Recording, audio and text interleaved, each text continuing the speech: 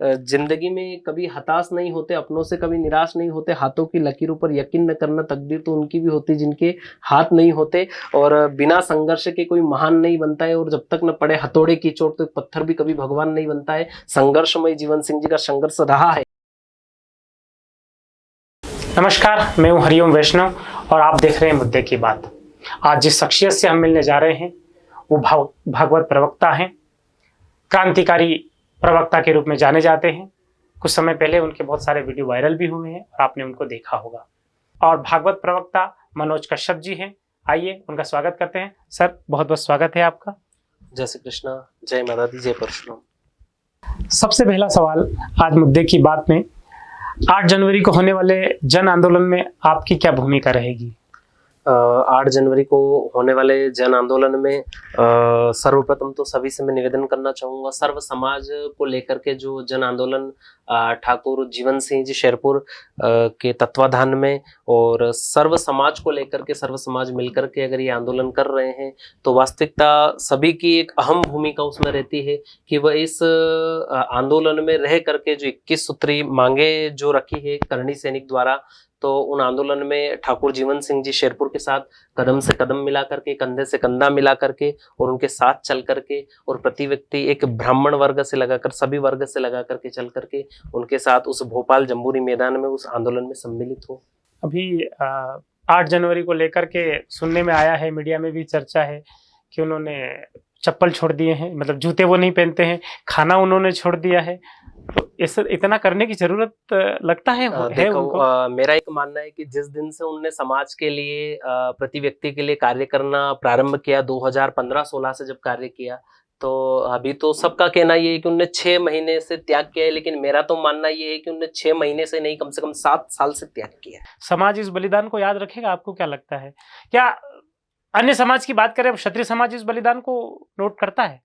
और वास्तविकता ठाकुर जीवन सिंह जी के संघर्ष को समाज, एक क्षत्रिय समाज तो ठीक है, लेकिन प्रति 36 कोम एक एक व्यक्ति उस संघर्ष को जीवन में याद रखेगा। और वास्तविकता संघर्षमय जीवन उनका रहा है, तो उसी संघर्ष के साथ उन्होंने जो तैयारियां करी है, कहीं इंदौर में, कहीं उज्जैन में, कहीं रतलाम में उन्होंने जन सैलाब लाए हैं और कहीं ना कहीं लोगों को लेकर के लाए हैं। और उसी के माध्यम से आज जो 10% आरक्षण की जो बात चली थी, तो वो कहीं ना कहीं उनके माध्यम से हुई है। तो इस संघर्ष को याद रखेंगे, जिस प्रकार महाराणा प्रताप, छत्रपति शिवाजी, अन्य के संघर्ष को याद रखा, उसी प्रकार जीवन सिंह जी के संघर्ष को भी कहीं ना कहीं हर समाज याद रखेगा।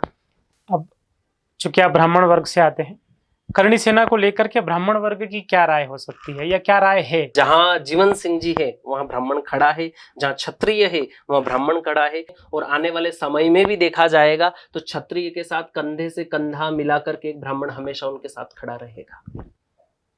कुछ समाज, ब्राह्मणों में भी कुछ वर्ग ऐसा है जो थोड़ी दूरी बनाए हुए इस आंदोलन से, जीवन सिंह जी से या इनके आंदोलन से।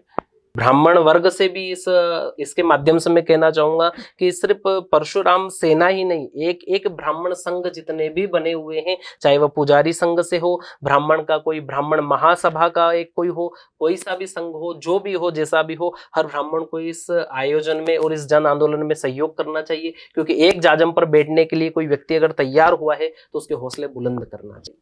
2004 में जब बीजेपी सरकार आई थी, पुजारियों से उन्होंने एक वादा किया था कि उनके जो जमीन का जो मुद्दा चल रहा है वो मुद्दा हम समाप्त कर देंगे और उनकी जो मांग है वो हम पूरी कर देंगे। कि 2004 के जो सरकार बनी थी उसमें ये पुजारी संघ के माध्यम से एक बात रखी गई थी कि वास्तविकता जो भूमि को लेकर के चल रहा है, मंदिरों की भूमि को लेकर के, वास्तविकता अगर एक पूजा अगर एक पुजारी कर रहे हैं तो उस भूमि पर अधिकार भी पुजारी का होना चाहिए। वास्तविकता सत्य मांग है ये कि एक किसान को जो पूर्णतः अधिकार दिए हुए हैं वो फिर वो पुजारी को अधिकार क्यों नहीं है ना? माना जाए कि कहीं ना कहीं उस जो मंदिर की भूमि है उस भूमि के ऊपर कहीं ना कहीं देखा जा रहा है कि उस भूमि के ऊपर कलेक्टर का नाम चढ़ा हुआ है। हम ये नहीं कहते कि शासन कुछ गलत कर रहा है या कोई सरकार गलत कर रही है। 2004 के बाद 4 में बीजेपी की भी बनी, 4 के बाद कांग्रेस की भी सरकार आई, हर सरकार आई, लेकिन इस मुद्दे पर किसी ने ध्यान नहीं दिया है ना। इस मुद्दे पर ध्यान तब रहता है जब कहीं ना कहीं चुनाव आता है। जब तक पुजारी उस मंदिर की पूजा करते हैं पुजारी जी, तब तक उसका पूरा अधिकार पुजारी के पास होना चाहिए। हाँ, ये जिस प्रकार के एसटी एससी लोगों की भूमि बेचने का अधिकार उस व्यक्ति को नहीं होता है या लेने वाले व्यक्ति की रजिस्ट्री नामांतरण नहीं होता है, उसी प्रकार इस पुजारी संघ की जो मंदिर की भूमि है, इसकी रजिस्ट्री और नामांतरण पर रोक लग जानी चाहिए। बाकी ये इस पर अधिकार पूर्णतः पुजारी का होना चाहिए। मतलब पुजारी बेच नहीं पाए, उससे अपना अर्थोपार्जन कर ले, अर्थोपार्जन कर ले। क्योंकि ये तो देखने में आता है हाँ। कि पुजारी के पास जमीन है लेकिन उसको सोसाइटी से खाद नहीं मिलता है, उसका केसीसी नहीं बनता है, उसका पावती नहीं बनता, हाँ। उसका केसीसी उसको नहीं मिलता है। अगर आज फसल बर्बाद हो जाए तो बीमा नहीं मिलेगा, क्योंकि कलेक्टर का नाम है तो बीमा नहीं हो पाता है।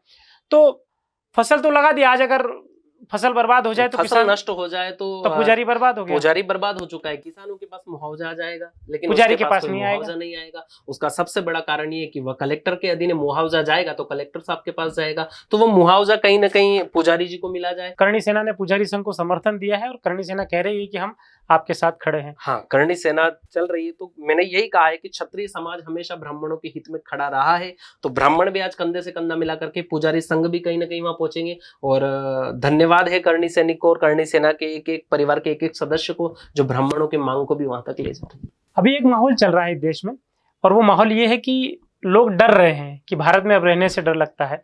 कई लोगों के बयान आए हैं और उसमें अभी एक और बयान आ गया है। एक नेता का है, एक बहुत पुरानी पार्टी है इस देश की, उसके नेता का ही बयान आ गया कि हमें तो डर लग रहा है। आपको डर लगता है क्या?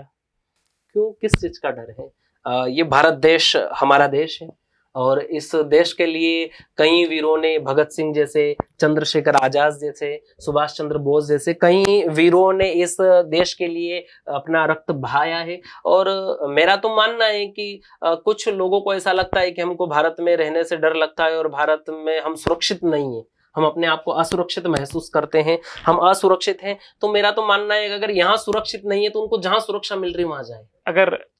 अगर झंडे पे आएगी तो पार्टियां क्लेम करेगी ना। तो भगवा, मेरा मानना है कि अगर कुछ कहे कि कुछ पार्टियां कहे कि ये भगवा तो सिर्फ एक पार्टी का है, तो मेरा तो ये मानना है कि ये जो भगवा है ये किसी पार्टी का नहीं है। भगवा तो सिर्फ सत्य सनातनी एक हिंदू का है, भगवा किसी पार्टी से नहीं। तो पार्टी से भगवा नहीं है, भगवा से पार्टियां है। तो कहीं लोग आरोप लगा दे कि ये भी एक एजेंडा चला रहे झंडे लगा के।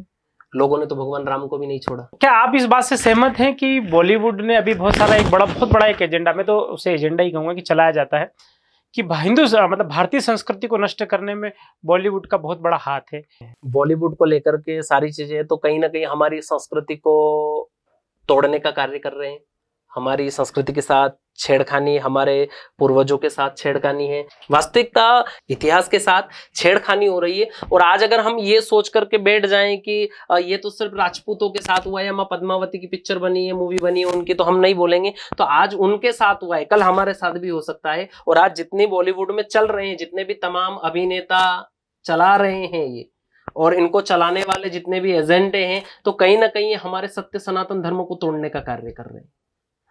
बॉलीवुड टारगेट कर रहा है कि हिंदू की भावनाओं को ठेस पहुंचाई जाए, हिंदू के साथ ये किया जाए, ये सारी चीजें। और कहीं ना कहीं बहिष्कार हुआ है और करणी सैनिक ने इसकी शुरुआत करी थी, और करणी सैनिक के एक एक सदस्य ने शुरुआत करी थी कि उस पद्मावती मूवी का विरोध किया था। और उसका ये देखने को मिला है कि वास्तविकता उसका बहिष्कार हुआ, और तब से एक हिंदू जगा है और समझ में आई है कि कहीं ना कहीं ये जो पिक्चर बन रही है, मूवी बन रही है, तो हिंदू धर्म के खिलाफ बन रही है। तो आपको लगता है जीवन सिंह एक ब्रांड बन गए थे हैं और रहेंगे। जिंदगी में कभी हताश नहीं होते, अपनों से कभी निराश नहीं होते। हाथों की लकीरों पर यकीन न करना, तकदीर तो उनकी भी होती जिनके हाथ नहीं होते। और बिना संघर्ष के कोई महान नहीं बनता है, और जब तक न पड़े हथौड़े की चोट तो पत्थर भी कभी भगवान नहीं बनता है। संघर्षमय जीवन सिंह जी का संघर्ष रहा है और आगे भी संघर्ष रहेगा। व्यासपीठ से बैठ करके और एक क्रांतिकारी प्रवक्ता के रूप में आप करणी सेना का, या यूं कहीं कि एक संगठन का खुला समर्थन कर रहे हैं, तो आपको नहीं लगता है कि इस तरह से समर्थन आपको नहीं करना चाहिए, या व्यासपीठ से नहीं करना चाहिए, एक भागवत प्रवक्ता होने के नाते नहीं करना चाहिए? क्योंकि इससे कहीं ना कहीं ये भी एक तरह का एजेंडा हो सकता है फिर तो मेरा मानना है कि जो आज ये करणी सेना परिवार जो मुद्दे लेकर चल रहा है, तो इन्हीं मुद्दे के साथ अगर कोई और संगठन भी चलेगा तो सत्य का साथ देना, व्यासपीठ कहती सत्य का साथ दे, असत्य का साथ न दे। और वास्तविकता इन मांगों के अंदर सत्यता है, चाहे फिर ये करणी सेना परिवार की मांगे हो या किसी और संगठन की भी अगर ये मांगे हो, तो सत्य का साथ देना, इसमें कोई व्यासपीठ का उल्लंघन नहीं है। और व्यासपीठ से खुला प्रचार अगर इसलिए कर रहे हैं क्योंकि करणी सेना परिवार सत्य के साथ है, और अगर जो सत्य के साथ है तो हम भी उस सत्य के साथ कंधे से कंधा मिलाकर चलेंगे। बहुत बहुत धन्यवाद, आपका क्रांतिकारी सफर जारी रहे। क्रांतिकारी प्रवक्ता मनोज कश्यप, जिनको आप हमारे स्टूडियो में सुन रहे थे, उन्होंने क्रांतिकारी तरीके से अपनी बात रखी। हम उनकी बातों का सम्मान करते हैं। बहुत जल्द एक और नई शख्सियत के साथ उनसे मुलाकात होगी, उनसे बात होगी और मुद्दों पर चर्चा होगी। तब तक के लिए बहुत बहुत धन्यवाद। जय हिंद।